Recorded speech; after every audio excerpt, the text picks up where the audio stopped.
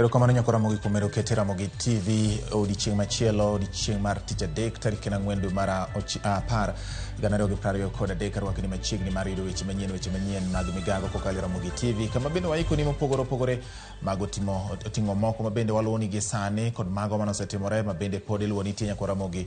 Omiyo odiochieng' ma kawuono yie mondo ibed koda chakruok nyaka giko mag weche gi manyien ka waikore mar kelo nigi adimba kuonde ma gitimore gi joma otimogi gi gik momiyo gitimore ka wamedo yango gi kendo fuonogi e yo makare nyakora Ramogi. Omiyo ma thuolo mari mar koro bedo gi ng'eyo kokalo Ramogi TV weche manyien mag Migago. Mokwongo wayudone thuond weche. Arita okasi e boma ma Sondu tok monj mako gwen ma kawuono weyo ji 3 kowito ngimagi. Jopuonjre mag mbalariany ma Kenyatta dhi dok kendo timo tiegruok margi e osiptal maduong' ma Kenyatta tok lornegi oko kuom higni 2 mokalo. Doho ma Eldoret ochungo kuom kinde tije od bura ma Uasin Gishu kaluwore kod ng'ur manochwalnegi ni kwan mag jokanyo ok oluwore kod dwach chik.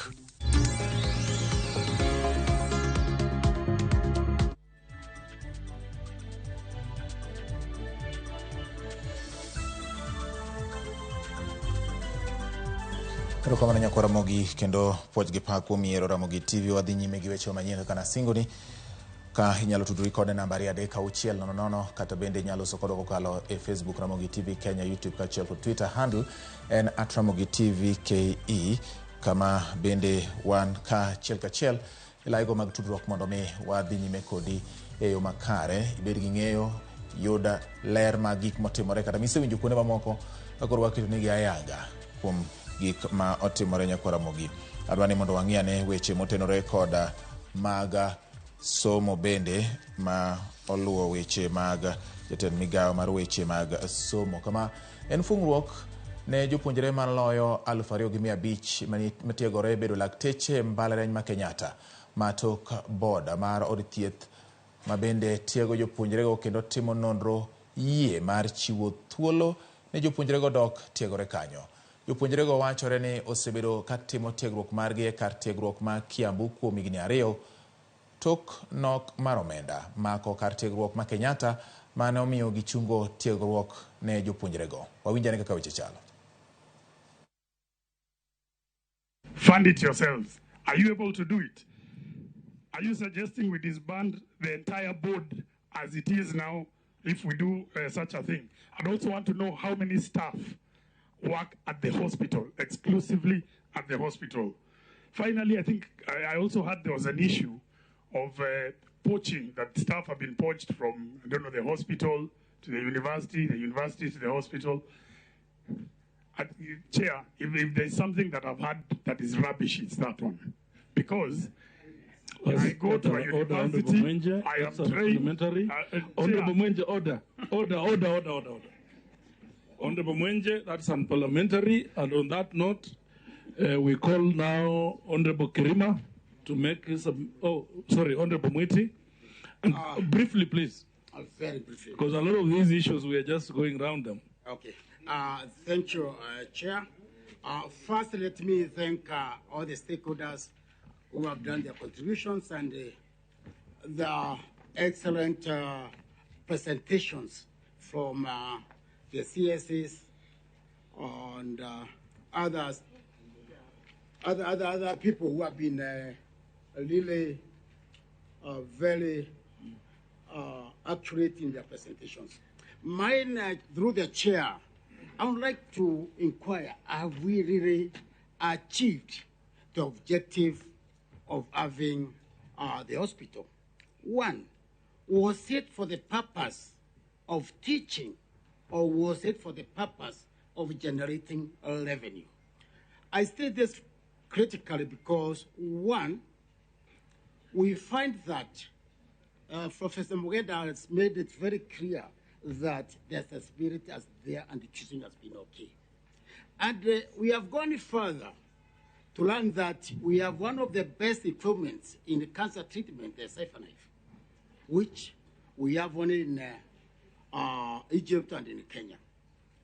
My take is that where are we? Did we achieve the main objective or we turn the institution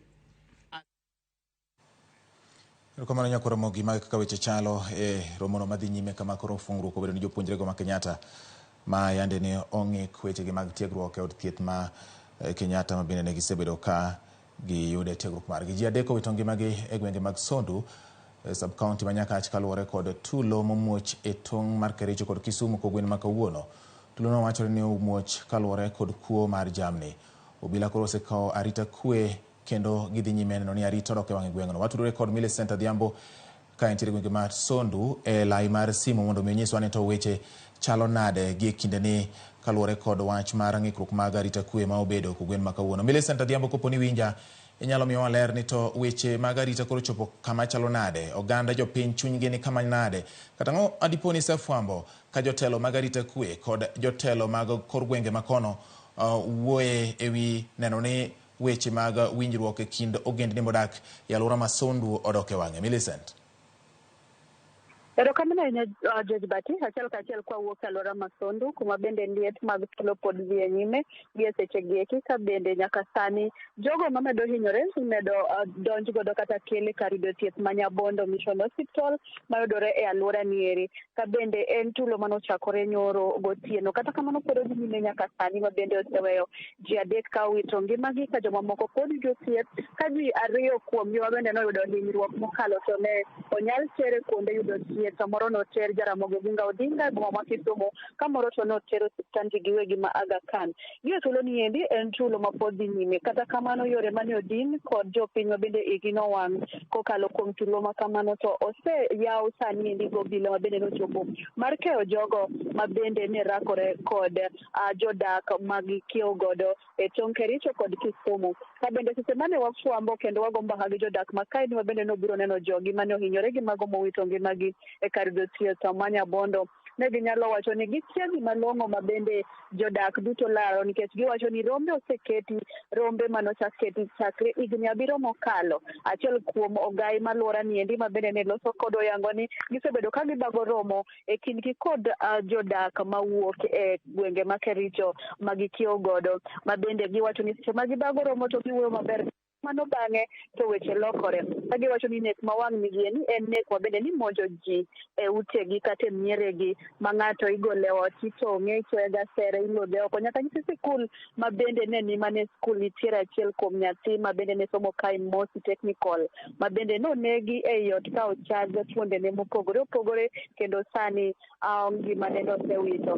Ma bende penjo maduong' ma gigoyo ni to ji larang'o eche ma bende jatend piny William Ruto okayo odong' gi ndalo 2 kende to limbe mare obiro e alwora ma Nyanza. Jodak kwayo gima duong' ni kopo ni ochopo e alwora ma Nyanza twak ne mar rido arita kwe mondo mi jodak ma Sondi kod Kericho kata tong' ma okiewo Kisumu kod Kericho onyal bedo kod kwe nikech en gima kiny ka kiny ji medo tho, oganda medo tho to gikia ni to midhiero ni kanye ahinya mowinjo bed ni okol.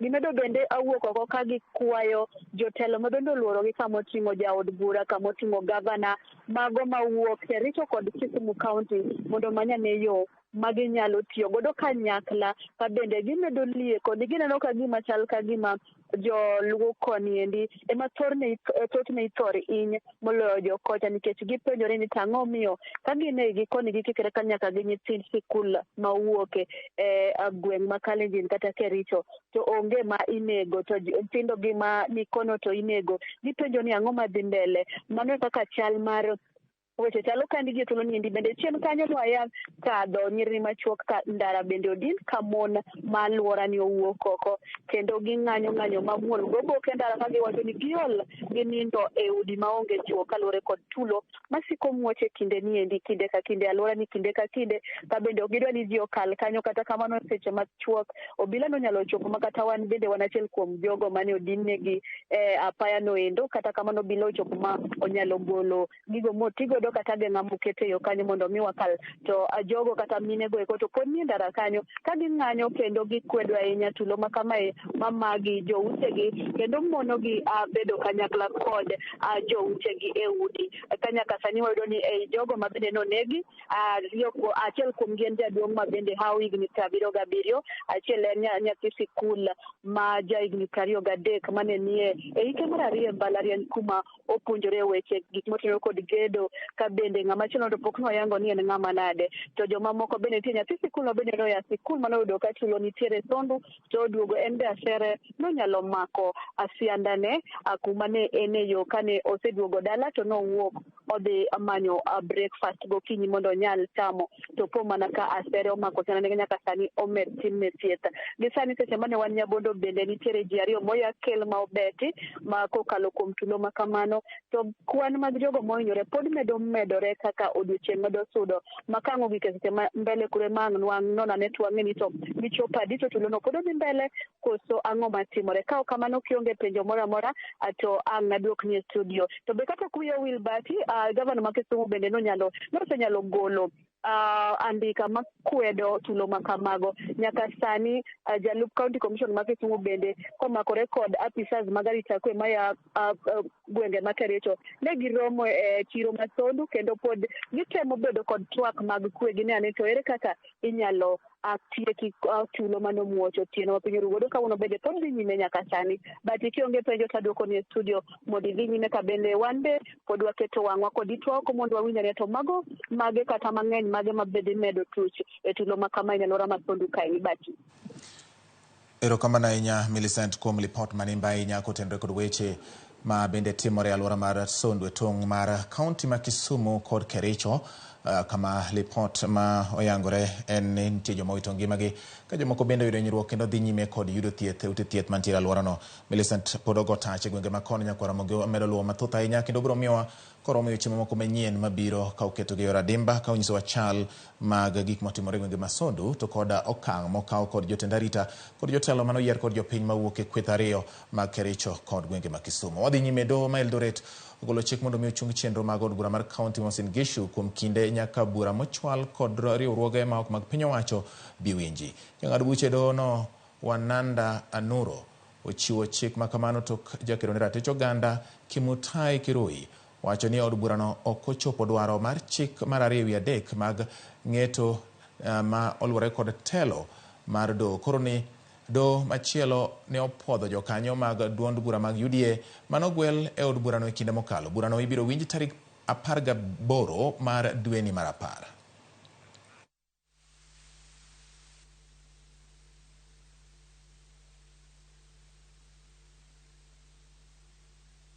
Kuna wale walikuwa wanaongezwa kama naitwa nominated members of county assembly.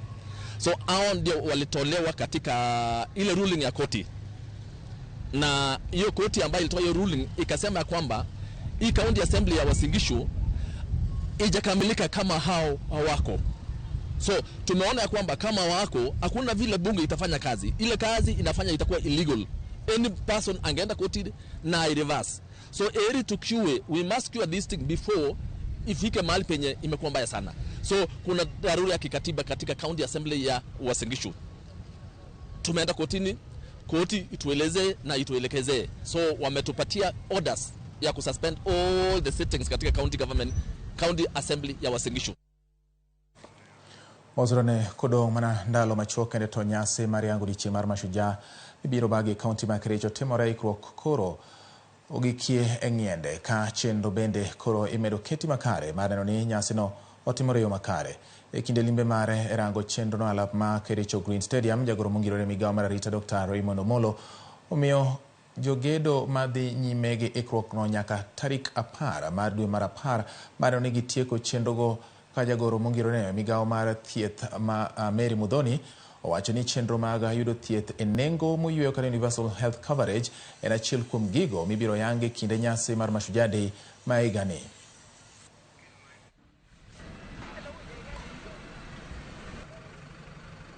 The stadium, as you can see, has been done afresh by the Ministry of Sports, and by the 10th of this month, the contractor would have handed over the facility. In all that assessment, we are satisfied with the preparations and we are ready to go for the Mashujaa Day celebrations that will be on the 20th of October 2023 to be presided by His Excellency President William Ruto. We expect a number of invited guests who will join His Excellency the President in the celebrations. And the theme of this year's celebrations is on universal health care. And we expect a very strong presence from the healthcare providers. The President will use that occasion to also showcase a number of community healthcare providers, or what we call the healthcare promoters, who are drawn from across the entire country. Ramogi mano kaka jagoro mongire Migago mar arita Dr. Raymond Omolo oyango ni ikruok nyaka ket mapiyo motelo ne nyasino mabiro timore tarik 20 mar dwe ni mar 10. Migago ma ok mar piny owacho kotelne kod jatendgi Chacha Deshmok mawuok e piny ma Wagunda oyango ni giko dweni gibiro kawo okang' mar neno ni jogo mane oyudo hinyruok e lwet obila e kinde ng'anyo ma higani oyudo ratichgi kaka owinjore. Ma owacho e kinde mane olimo boma ma Kisumu mar neno kendo twak gi joma ne oyudo hinyruok gi kanyakla kod joked ne ratich oganda mawuok e kaunti ma Kisumu. Giyango ni pod gidhi nyime kod choko maling'ling' kotenore kod hinyruok makamago mabiro konyogi chwalo nyime ratiro ne oganda go kendo neno ni joma obiro yud kod ketho kawnegi okang' mager mar chik maonge dewo wang'gi ka tielo mago magitimo kata magiwacho ni gitielo ni mago magitimo oluwore kod chiwo ratiro ne oganda ma thoro yudo hinyruok e kinde ng'anyo ma pachoka ma oseyudore ni ok bed ka imiyo ratiro margi. Fanuel Ochenga alikuwa ametoka hiyo tarehe 12 kwenda kuona anti yake Manyata. Andamano ilikuwa ni mchana na Fanuel mwenyewe aliuliwa usiku saa 1:15. Niko na uchungu kwa moyo wangu. Mimi naomba Kenya nchi nzima iweze kuona hiyo na naomba haki waweze kuchukua. Uono uneno kwa nyalobet kanyakla gi organization kaka miluongo ni Amnesty International ma obiro koni mondo gibe giwinjane, mondo gibe gineane gik mwasabet kwa wacho ni osabet katimre maluore gi ketho ratich dhano. Haswa mano timre ndalo maandamano. Wadwaro ni national government obiane piny kae mondo gitimane commission of inquiry. Wadwaro a socio-economic impact of the violence mano timre ndalo maandamano gi mondo wang'e ni to ji ohinyre manade. Kawuono wadwani wagone Migago mar Amnesty International erokamano maduong' kuom biro ka mondo gibi mondo giwinj kendgi gigo matimore mondo eka wane migepe mopogore opogore manyalo riwore kodwa lwedo mondo wang'e ni ratiro mar dhano ka dhano orite yo makare. So Amnesty International is going to be working with groups like this in communities, working to seek accountability for police actions, for the kind of actions that saw abuses of protesters, and we'll be working after October when we've produced more detailed evidence and campaigning, but also working to try and seek accountability. Riwruok mar weche mag thieth e piny mangima oyango chenro mar 2 mar chiwo chanjo mar malaria. Chanjo no ibiro chiw ne nyithindo e kind dweche 5 kod higni 3. E pinje manitiere Afrika, nyathi achiel tho dakika ka dakika kaluwore gi tuo mar malaria. To kaka Simfros Okinda leronwa, piny Kenya en achiel kuom pinje manokonyo kamaduong' e timo nonro ne chanjo ni ka notem tiyo kode e kaunti ma Kilifi. Chanjo mar 2 mar kedo kod tuo malaria nyiso ni piny omedo mijingo e temo kedo chutho gi tuo ni. Safe and effective vaccines are also giving us new hope of bringing one of the oldest diseases known to humanity under control, malaria. Chanjo no mong'ere kaka R21 Matric M ibiro chiw ne nyithindo e kind dweche 5 nyaka higni 3. Chanjo mar 2 ni biro tok nonro mane geto jiwo thieth mar malaria e piny mangima. Piny Kenya notelo e chenro matemo tiyo gi chanjo no e okang' mar 3 mabende notime pinje kaka Burkina Faso, Tanzania kod Mali. Nyithindo makwan gi romo 4,800 e kind dweche 5 kod higni 3 nonywandi e chenro no. Jotim nonro kotelnegi kod ngire Mainga Hamaluba noyango ni chanjo no kedo kod tuo mar malaria e atamalo 75 pogruok kod chanjo mokwongo mane kedo kod malaria ya 30 kende. The trials showed the vaccine to be safe, and safety monitoring will continue as the vaccine is rolled out. Mainga wacho ni rwako chanjo mar malaria ni en okang' maduong' manyiso ni jokanyo osebedo katiyo kamoro achiel mar kedo gi tuo malaria. Chanjo no ibiro chiwe doses 3 kopogore gi mokalo mano chiwe doses 4. Tiyo kod chanjo okang' mokwongo osedhi makare pinje mantiere Afrika ka doses 1.7 no chiwe pinje 3. Nyithindo 400,000 oseyudo chanjo ma ok tin ne dos 1 e pacho ka. Tuo mar malaria en osigo maduong' e pinje mathoth ka pinje mantiere Afrika ema pek no ogoye tach. Higa mokalo 600,000 noto ngimagi ne tuo mar malaria e piny ngima. 95% ne gin joma wuok e Afrika, ka 96% ne kwan joma ne oyudo malaria e Afrika higa mokalo. Chanjo mar R21 tiyo machal kod chanjo mar RTS, kata kamano doses mage tin kendo beche bende ni piny. Kambi maloso yedhe mar Serum Institute of India oseikore mar loso doses mamoko 100,000,000 higa ka higa, kendo dhi kamedore nyaka chopi 200,000,000 e higa. Kata kamano jochiw thieth pod jiwo oganda mondo ti gi yore mapile e geng'o yudo tuo mar malaria kamoting'o nindo e bwo net mothiedhi, kuo yath mar malaria udi e kind yore mamoko. Simfros Okinda, Ramogi TV. Ka odhi nyime ne riwruok moro mar ojende ma olony mawuok e gwenge ma Nyanza koro kone gidwaro mondo limbe mar jatend piny William Ruto migeno tich abich juma ni e gwenge mag Nyanza obed mar dongruok ne oganda Luo ma ok mar medo pogo ji kendo keto kak mag siasa Nyanza. Rowere go kotelnegi kod Billy Mijungu olero ni gichiwo ageta ne jatend piny William Ruto mondo mi orangi ojende kod wang' mamuol e gwelo mage lemo mag sirikal. Gimedo ni rowere emane kod teko kod dwaro makiny to owegi chiene dongruok kendo duondgi bende ok thor winji. Wakwayo leaders wa, obed governor, obed deputy governor, gi other MPs. Gichok chir, wang'eyo ni kama gintie to tek ndi. To gichok chir gidhi gibede gi president. Wang ginyis president priorities, development priorities mek Migori County. Samango biro no nikech obo biro soni to dhiro mogi farmers. Nyaka wabed jok mabolore, bolruok ema kelo kwe, to kwe ema kelo dongruok. Wadwaro ni jowa modhi sikul, minwa mandala, kodhi puodho to gimopuro onego chule. Omiyo wakoya ahinya gimuolo. Rais kibiro to yie mondo wenwa mwandu manyakonyo wabe kaka jomatindo. Ni mondo sama president biro obiro kod goodies madhi konyowa ahinya sana kaka ojende. Samo ger ndara, samo oloso hospital, wan kaka ojende matindo, wan kod higni mang'eng ma infrastructures go dhi konyowa kodo. Koro wa embrace president samo biro. So as he rewards his loyals, these older guys from our region, we appreciate them and their contribution. But we'd like the president also to remember that our region, the majority are young people. Yes. Nyako Ramogi kumkete Ramogi TV kendo hiero Ramogi kaka televisen mami weche manyien yo makare. Weche manyien mag Migago ka ywe mokwongo nyako Ramogi kamoro mara maintie Nyasaye mondo mi omedriti kendo odugo ka mana bang' ywe machuokni ka odugo pod wan gi mathoth.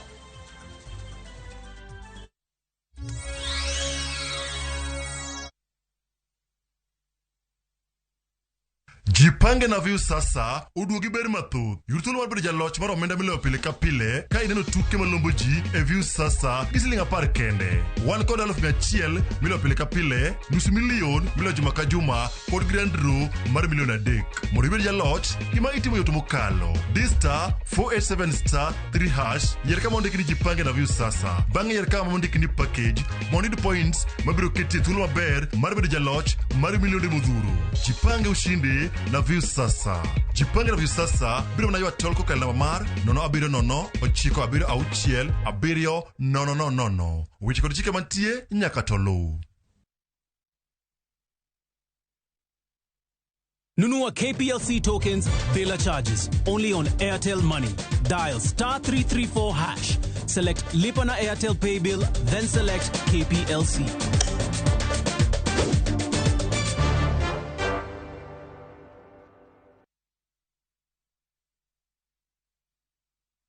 Ageno ni ano kawiro makeup mang'eny ahinya. Angadia ni nitiere nyako kae momori ahinya. Introducing Kundali Bagia in Luo. This is a story of two sisters who lost their father, and in their quest to find their mother in another town, they find love. Enjoy this romantic drama of Kundali Bagia in Luo on viewsasa.com. Mano ber ahinya. Era mit, era odake kindwa.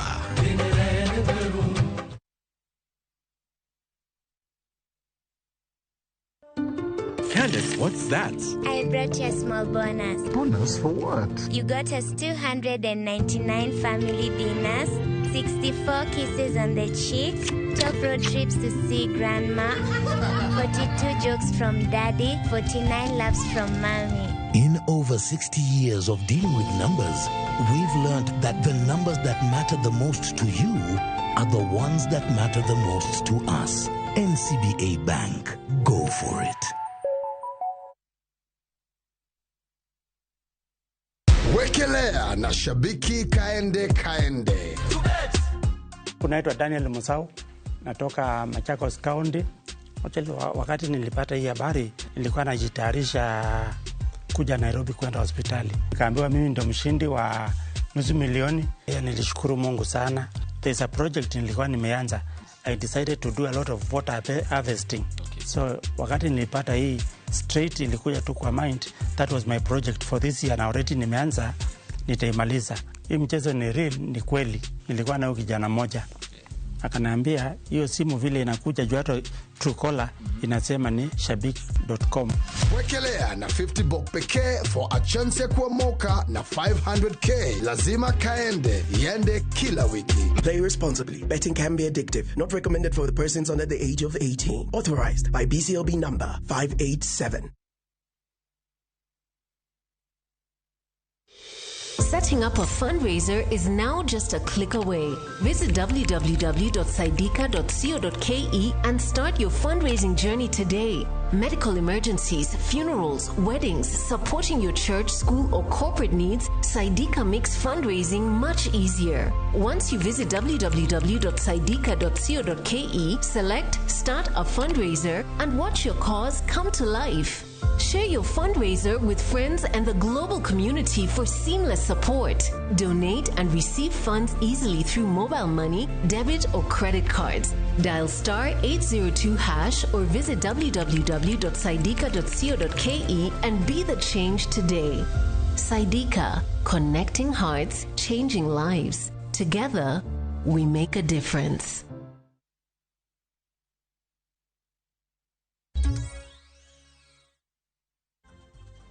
Ramogi machiegni kendo rangisi ne wakawa mana yweyo machuok to waduogo kendo wadhi nyime gi weche manyien mamoko. Jaod bura ma Kiharu Dini Nyoro okwayo jotend sikunde mondo kik med omenda ma ichulo e sikundego ka giywago deko ma sirkal chiwo omenda ne sikunde.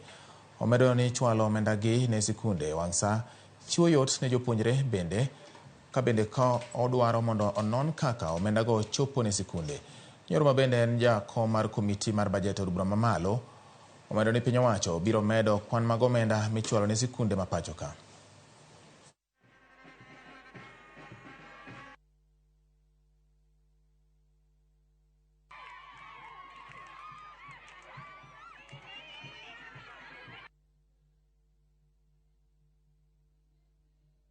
Sisi kama wazazi na tutaongelesha watoto wetu, will assure you watoto wenye tutakuwa tunaleta hapa kulingana wenye watakuwa wanatoka local primary schools watakuwa hata wao wamefikisha zile marks, hata nyinyi wenye mnatoka na huko mbali mnakuja nazo. Hapo si ni sawa sawa? We are launching a program where tukifanya mtihani ya KPSEA na mtihani ya KCPE wanafunzi wasome maneno ya lunch. Hiyo tutafanya na tutagharamia. So we are also today launching a feeding program during the exam days in both KPSEA and KCPE in all the schools in Kiharu. We already have enough food and we are going to distribute to our primary schools so that the pupils can concentrate in doing their exams. Also in our day schools, our Masomo Bora program is running, and therefore there will be no hitch.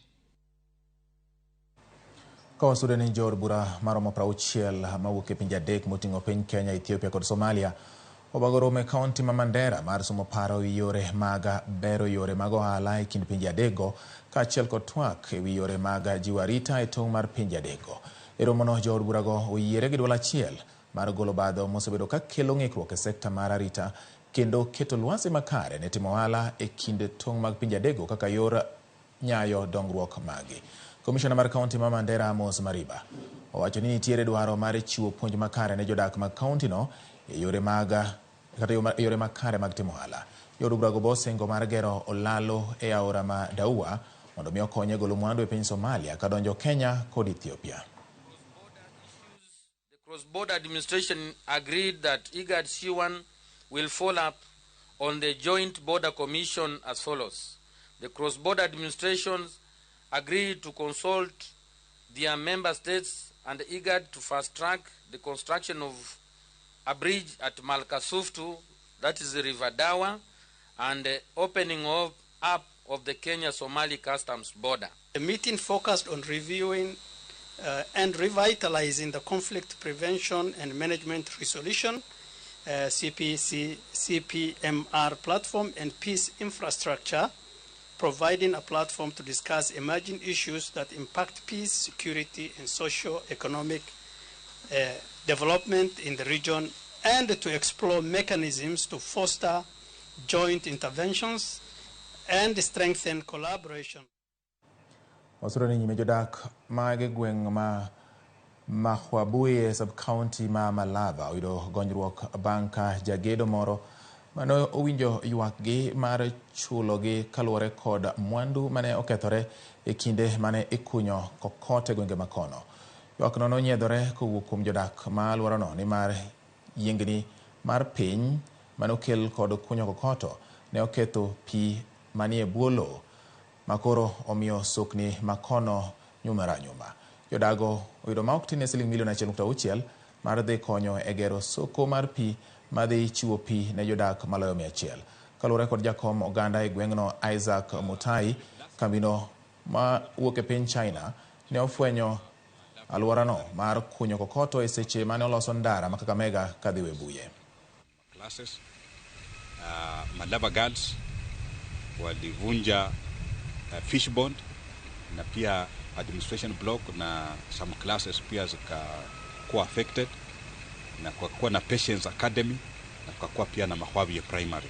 Tunashukuru kwa sababu wakati ule lileta tents 2 zikasaidia Mahwabi Primary as a short term measure, na kwa wakati huu washawa compensate around 2 million, Mahwabi Primary 2 million, Malaba Primary 2 million. Malaba Girls nashuku kitu takriban 2.5 million na vitu kama hiyo. At least wanajaribu kurekebisha mahali makosa ilikuwa. Hapa kwangu hii nyumba yangu, the whole home was, I became homeless for some 3 months. Hata ng'ombe mmoja akawawa na so many other damages. But tulikuja tukakubaliana, tulileta value, akavalue na wakakompensate. So tulikaa na contractor na tukakubaliana kuwa achimbie community borehole yenye at least kila mtu hapo karibu atapata maji safi, na ndio mradi sasa unaendelea kwa sababu contractor alitoa pesa takriban 1.673 million na ndio tunashughulika. Ramogi wadhiane kore gwenge manandi kama jotend Migago kaachiel kod apisas madongo mag sirikand kaunti manandi ochiwne gi siem kuom timbe mag mibadhi kod wuondruok e tich ma osemiyo chenro mag ng'eny mag kaunti no deko ka ok ochopi.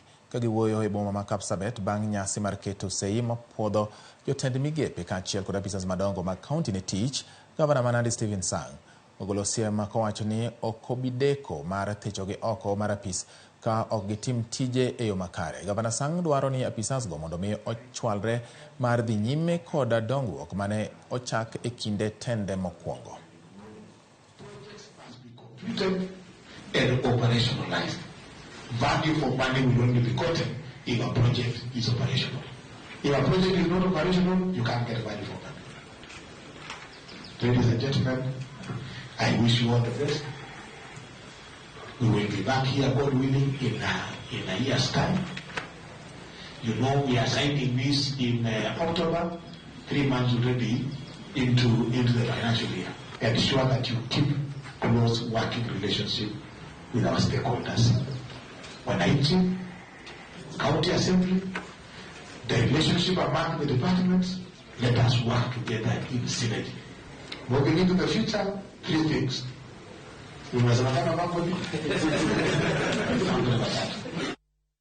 Familia moro mawuok e gweng' ma Kilgoris chuny gi dang' ne kalore kod lal mar wuodgi Kiplimo Korir ma jahigni 62.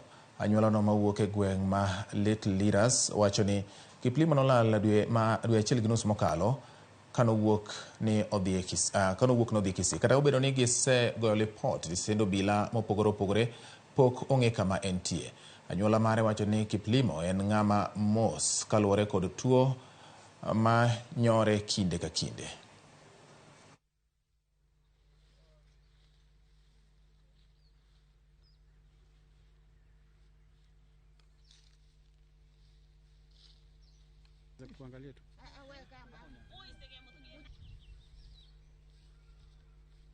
Sasa alitoweka na tumejaribu sana kutafuta kila mahali, tumesunguka, tumeripoti kwa polisi huko Nyangusu, kila mahali tumepewa OP. Sasa tumetafuta aonekani, hakuna mahali tujetafuta, tumeenda Mugonga, wapi, Magena. Sasa mwenye ameona popote tu mahali hako ajitokeze, aripoti kwa polisi. Anajiita Tyson, ukipata yeye sawa. Ni mtu wa bidii na ni mtu ambaye hana mtu anaweza tembea tu, lakini alienda shati bekai na viatu. Yeye hana meno juu na chini. Meno yake yani hiyo na ni mweupe. Mtu so kwa ni mtu ambaye alikuwa na ugonjwa hii inashika yeye na vile fikira yake ndio inafanya yeye anaonekana kama mtu mchafu, na mtu akiona yeye hivi akionekana njiani utafikiria ni wasimu. Niliambiwa na watu wengine, lakini sikuamini watu wa njia. Niliamini ndugu yangu anaendaga na kurudi. Odhi nyime jodak e gweng' ma Nyaribari Chache kod Bonchari Kaunti ma Kisii mago ng'anyo kinyi ma kawuono ka ging'ur e wi wach chal marach mar olalo achiel ma yudore e alworano. Jodago ne wacho ni chal marach mar olalono oketo ngimagi kama rach, to moloyo to ngima jopuonjre ma wuok e alworano. Gidwaro mondo piny owacho ne ni oloso darajano kata olalono kapok koth mar El Nino chakore. Kata kamano, jaod bura ma Nyaribari Chache Zahir Janda osingo ne jodago ni gibiro chopo kare e dwach ka bende midusa mami tich mar loso apayano osewacho ni tijno biro chakore. Watoto walikuwa karibu kusama kwa hii daraja, walisaidiwa na watu ambao walikuwa wanapita. Tunaomba hasa hii wakati wa El Nino inaenda kukuja na daraja watoto wanazama, tafadhali tuweze kusaidiwa. Daraja imeanguka, hatuna daraja, hatuna barabara, sijui wanatuhesabu sisi tunapiga kura uwanjani huko.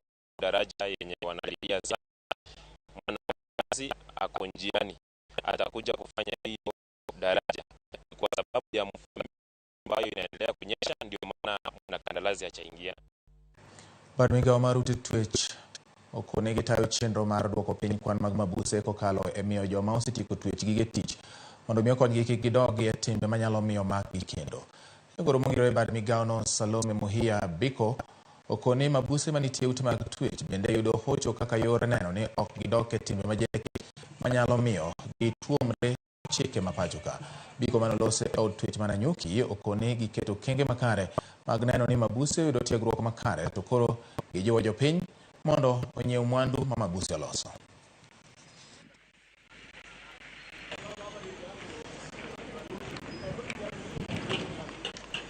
I am informed the resource center has been conceptualized to have a salon, a barber shop, a computer lab, a library, a carpentry section, and a counseling center, which will be fully equipped by the foundation prior to being handed over to Kenya Prison Service.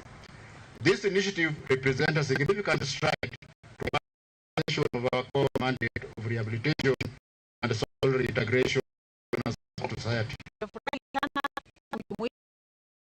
Pia tumejumuika na other stakeholders kama Goldwater Limited ambao wamepatia hawa wafungwa vitu mingi sana, na tumefurahi sana.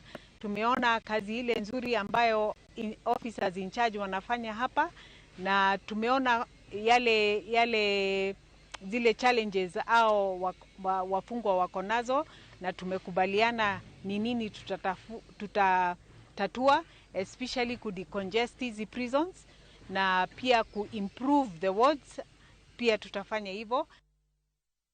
Moko kuom jopur mag niang' man Nzoia ne obago ng'anyo nyaka e rangach maduong' mar kambino mar rego niang' ka gidwaro ni mondo ochulgi omenda gi. Jopurgo bende osebedo ka uso ne kambino niang' ka gidwaro ma ok tin ne siling $280,000. Ywakgi biro mana dweche manok kende bang' ka Janet Piny William Ruto wuotho e kambino kendo dwaro margi kata wacho ni dwaro mar jogo en achiel kuom gigo ma ibiro keti e tim. Jopurgo ne oyango ni ma wach ne kata matin kendo ka ok omenda gigo to gibiro kawo lopgi kaachiel kod tero wach e nyim doho mondo mi giyud ratiro margi. Sisi sahi kama wakulima tunadai Nzoia 280 million. Pesa ambayo tulipeleka miwa katika kiwanja ya Nzoia since the year 19 to 2021. Sisi hatujapata pesa. Mimi mwenyewe binafsi nadai Nzoia shilingi 240. Nilipeleka miwa Disemba, nikapeleka miwa mwezi wa 5, tena na wadai shilingi 100,000 kwa shamba ingine. Mimi nataka niombe rais ya kwamba wewe wakati ulikuja Bungoma ulisema unaenda kulipa wakulima, uende ulete kiwanda mpya. Lakini wakati ulikuja 28 mwezi wa 8 ulipatilika. Na ukasema siwezi lipa wafanyikazi kwa sababu mimi sikuwaandika. Siwezi lipa farmers kwa sababu mimi sio ndio nilishaka miwa. President, sisi kama watoto wako tulishangaa na tulikuwa na furaha ya kwamba umekuja kulingana na hadi yako. Lakini ya maajabu ya Musa, wakati wanatangazia sisi wanasema wakulima, president atakuja Nzoia, president amekuja State Lodge, president anakuja Kandui, wakulima waende huko waongee na president. Wakati president anakuja, viongozi wetu ndio wanaongea. Hao watu wanakaa na president Nairobi. Hao watu ni wako kwa chama ya president. Wanakutananga na president kwa mikutano. Sisi tunatarajia wakisema president anakuja Bungoma na kuongea na wakulima ya miwa, wawajie president sisi tuongee na yeye.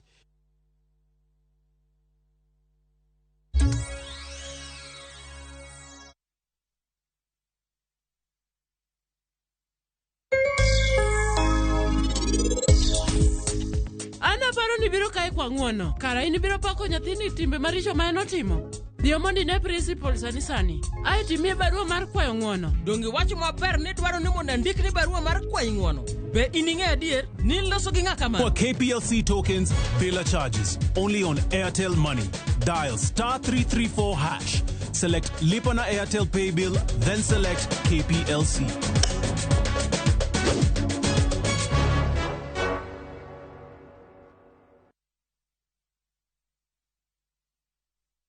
Ageno ni ano kawiro makeup mang'eny ahinya. Angadia ni nitiere nyako kae momori ahinya. Introducing Kundali Bagia in Luo. This is a story of two sisters who lost their father, and in their quest to find their mother in another town, they find love. Enjoy this romantic drama of Kundali Bagia in Luo on viewsasa.com. Mano ber ahinya. Era mit, era odake kindwa.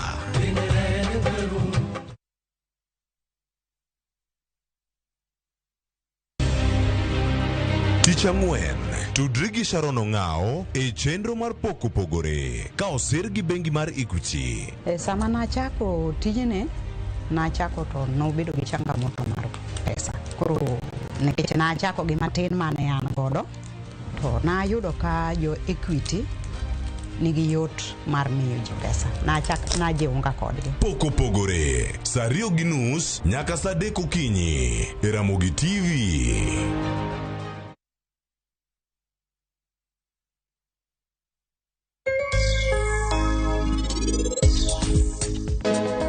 Mokwongo wan gi kothe kod yedhe kod kothe mag vegetable kaka nyanya gini. Bea en kambi maloso kendo uso yedhe gi kothe mawachoni goendo.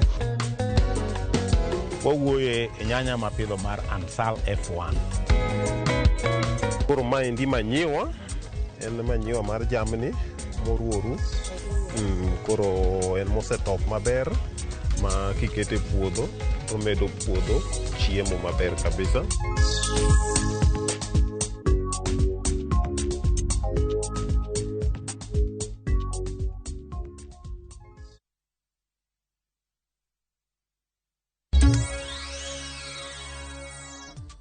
Erokamano nyakoro Ramogi machiegni kendo e weche manyien mag Migago. Koro wadonje kidieny machielo manyien ma odoni mondo koro wateri e gwenge ma opogore opogore. Kaka pile ing'eni wamenyoga moko kuom nyinge manitie gwenge. Gweng' ma Wagusu yudore e kaunti ma Siaya. To bende ing'eyo sigana ewi chakruok mar nying mar Wagusu. Millicent Adhiambo man jafwambo marwa menyonwa nonro mar Wagusu e chenro ni moyiedhi mar ng'e gwengewa.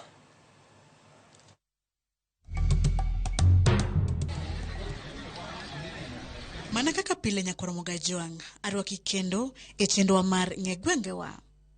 Pod wago tach mana e kaunti ma Siaya, kaunti namba 41 e ward ma Central Sakwa. Wan e gweng' miluongo ni Wagusu. Iwacho gani wuothe kine nyakoro Ramogi. Anang'e gani nyinge madhigi Wagusu, Ogusu, ang'e mano Ogusu mar bando, ma bende jomoko luongo ni Osoglo ama Oguslu. To kawuono ayudo ni en nying gweng'. Iparo ni ang'o miyo jogweng' nyalo chako kama gidake ni Wagusu machiegni. Nyakoro Ramogi wachak anena kod paro mopogore mawuok kuom jogweng' ma Wagusu.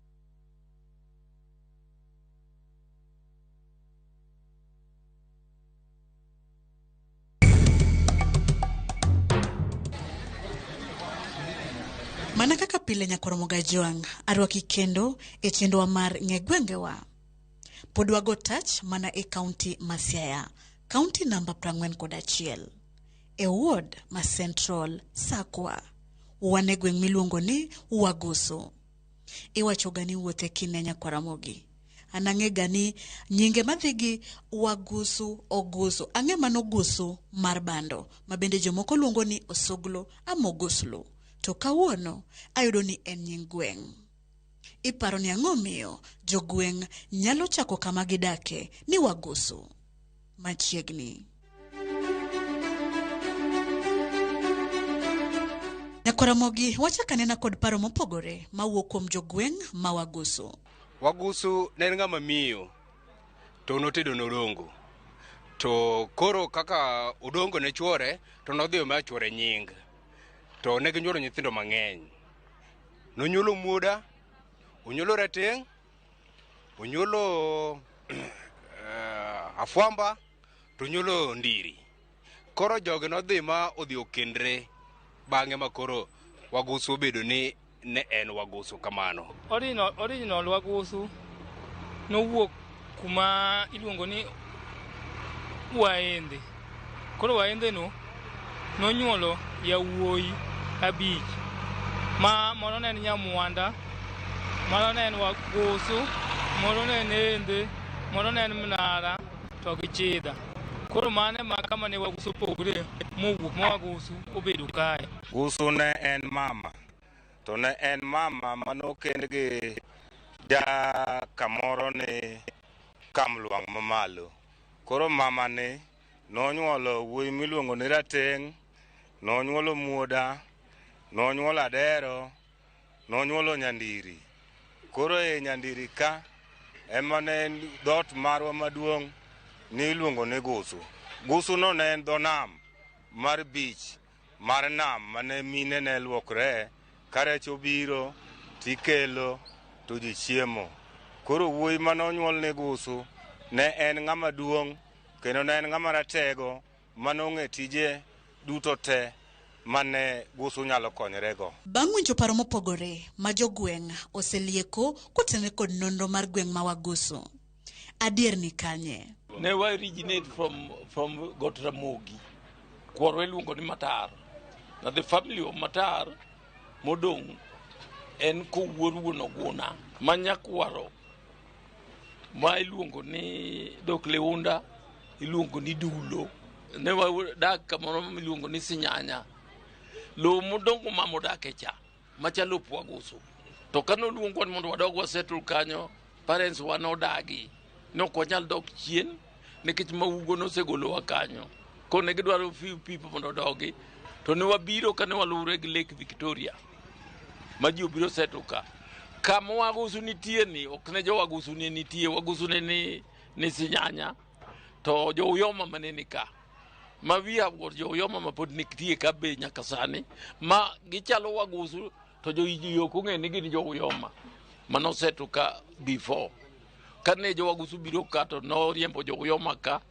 To few jo Uyoma mane related to Wagusu mane settle ka. No do. Moko no kendo no kendi nyigi. Moko ne nyikepe mane wege gi nonyuolo kane ka. To gino kepe jo Wagusu. Ne gidong. Mane kaka ne Wagusu ochako settle mos. Gweng' ma Wagusu. Umbe landore kod tim mane? Ne en kama ni kunye goldi. Koro kaka dhano ne yakweni mopogore ne giromo kaka ne gikunyo goldi ma center ni odhi olokre kaka gold mining center. To things have changed. Gold sani kunyo kadhi piny ahinya. Gimwang'eyo ni nitie wealth man nitie Wagusu ka. Ni in every home.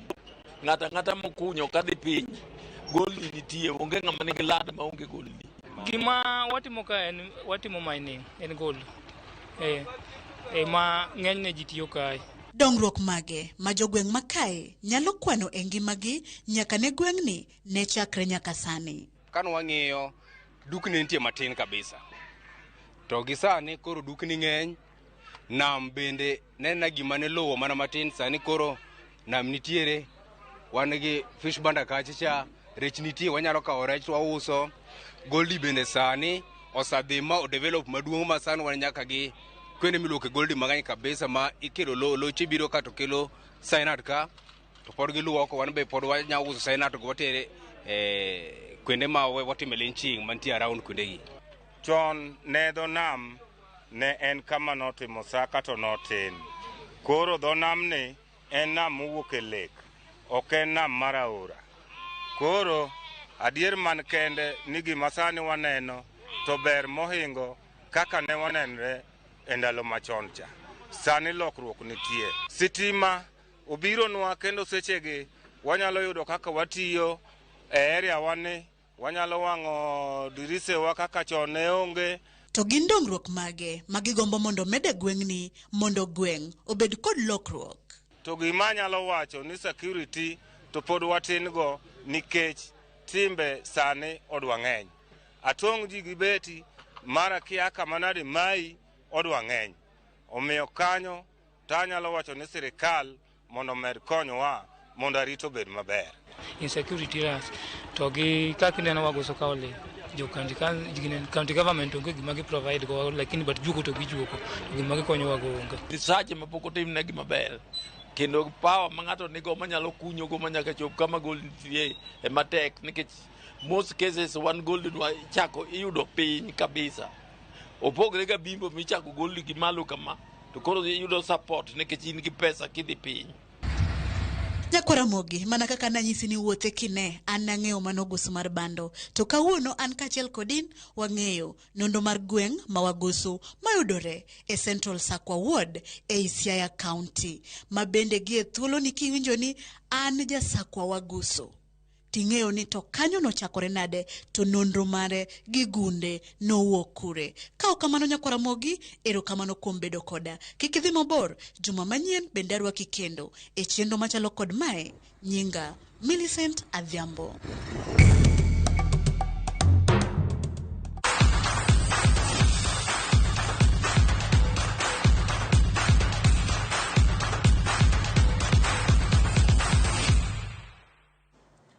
Wadonjo weche mag tuke kama tim mar Manchester United nyologi Galatasaray ma piny Uturuki gonde 3-2 e tuke mag UEFA Champions League otieno manyoro. Ma en tugo mar ariyo ma olo Manchester United tok ka bende noselogi kod Bayern Munich juma mokalo.